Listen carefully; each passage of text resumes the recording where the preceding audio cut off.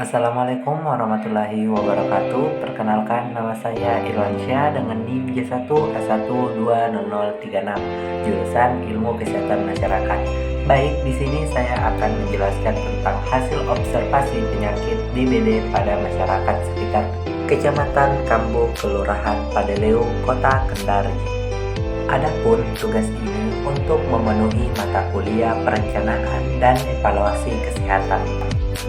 Demam berdarah denggi adalah suatu penyakit yang menular yang disebabkan oleh virus dan ditularkan melalui penyakit. Cara penularan DBD sendiri yaitu ditularkan oleh nyamuk Aedes aegypti. Nyamuk ini mendapat virus denggi sewaktu menggigit atau menghisap darah orang. Adapun sakit DBD tidak sakit DBD, tetapi dalam darahnya terdapat virus denggi. Virus denggi ini yang terhisap akan berkembang biak dan menyebar ke seluruh tubuh nyamuk, termasuk kelenjar liurnya. Bila nyamuk tersebut menghisap atau menggigit orang lain, virus akan dipindahkan bersama air liur nyamuknya. Bila orang tertular, maka tidak mempunyai kekebalan imun anak-anak, virus itu menyerang trombosit, sel pembuluh darah, dan merusak dinding pembuluh darah kecil kapiler. Terjadi perdarahan dan kekurangan cairan yang ada dalam pembuluh darah. Bila orang mempunyai zat anti kekebalan, virus tak berdaya, orang tidak sakit. Cara penularan DBD sendiri yaitu dalam darah manusia, virus akan mati dengan sendirinya dalam waktu lebih kurang dari 1 minggu. Tanda dan gejala penyakit yang pertama yaitu demam tinggi mendadak, terus-menerus berlangsung selama 2-7 hari, panas dapat turun pada hari ketiga dan kemudian naik lagi. Hari ke-6 atau ke-7 panas mendadak turun. Gejala atau tanda awal yaitu mendadak panas tinggi selama 2-7 hari, tampak lemah dan lesu. Yang kedua, seringkali ulu hati terasa nyeri karena terjadi peradangan lambung. Yang ketiga yaitu tampak bintik merah pada kulit disebabkan pecahan pembuluh kapiler. Gejala tanda selanjutnya yaitu mungkin terjadi muntah atau berak bercampur darah. Kadang-kadang terjadi perdarahan di hidung atau mimisan. Ketiga, bila sudah parah, penyerisa, gelisah, ujung tangan dan kaki dingin berkeringat, bila tidak segera ditolong dapat meninggal dunia. Dari hasil survei turun lapangan diketahui kebanyakan ibu di Kelurahan Padeleu, Kecamatan Kambo tidak mengetahui jika anaknya yang terkena penyakit DBD, di mana karena kurangnya pemahaman tentang penyakit DBD tersebut dan kurangnya sosialisasi pemerintah setempat mengenai bahaya nyamuk Aedes aegypti.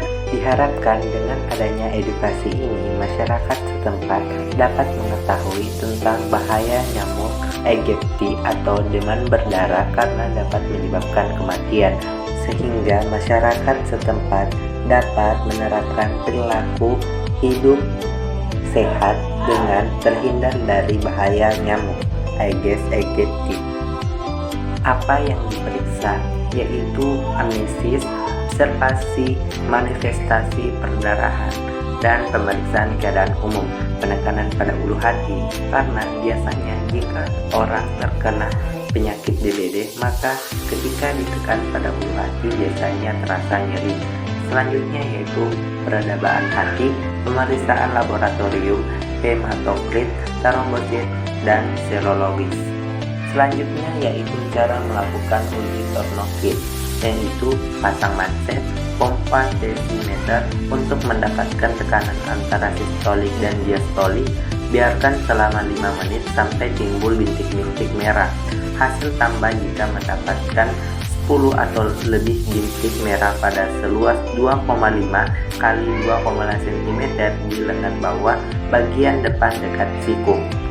Adapun pertolongan pertama yang dapat kita lakukan sebagai orang yang sering di rumah yaitu bila baring selama demam, antipiretik atau obat turun panas, kompres hangat, minum banyak air putih yaitu 1-2 liter air per hari, Bila terjadi kejang, jaga lidah agar tidak tergigit, kosongkan mulut, longgarkan pakaian, tidak memberi apapun lewat mulut. Jika dalam 2 hari panas tidak kunjung turun atau timbul gejala atau tanda lanjut seperti perdarahan di kulit, seperti bekas gigitan nyamuk, muntah-muntah, gelisah, atau mimisan, segera bawa ke unit layanan terdekat. Adapun edukasi atau pencegahan demam berdarah dapat dilakukan dengan cara 3, yaitu kimia, mekanis atau fisik, dan yang terakhir yaitu biologis. Pertama dapat kita lakukan yaitu fogging atau pengasapan, di mana melatih fog atau jam aktif nyamuk tidak ada, angin kuat, serentak, massal atau kompak, obat nyamuk bakar, semprot atau repelen. Selanjutnya yaitu abotisasi atau penguburan bubuk abaute. Fogging ini dapat dilakukan hanya membunuh nyamuk dewasa, tidak menyelesaikan masalah DBD. Adapun secara mekanis yaitu gerakan 3M, menguras, di mana menguras bak mandi, drum atau kolam paling tidak seminggu sekali.